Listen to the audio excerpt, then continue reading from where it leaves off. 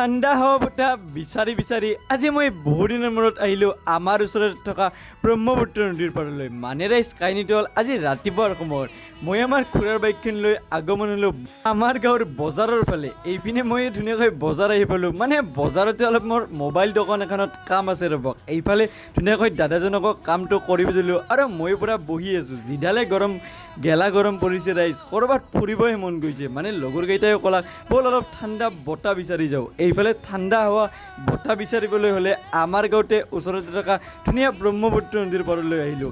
ব্ৰহ্মপুত্ৰৰ পাৰতে থকা এই পাত হ'ল ধুনীয়া আহঁত গছ আৰু ময়ো পূৰা বান্দৰৰ নিচিনা জঁপিয়াই পূৰা ওপৰতে আহিলোঁ ৰ'বক। আৰু এইপিনে আহঁত গছডালৰ পৰা ধুনীয়া এটা নদীৰ ভিউ দেখা পাব আপোনালোকে। আৰু এইফালে খুৰীজনীয়ে মাছ মাৰি আছে আৰু এনেকুৱা এটা গাঁৱৰ পৰিৱেশ পালেনো কিনো লাগে ৰাইজ। আৰু এইপিনে ধুনীয়াকৈ ব্ৰহ্মপুত্ৰ নদীৰ পাৰতে অলপ হাৱা বতাহ খোৱাত লাগি গ'লোঁ আমি লগৰকেইটাই মিলি। আৰু ইয়াৰ পৰিৱেশ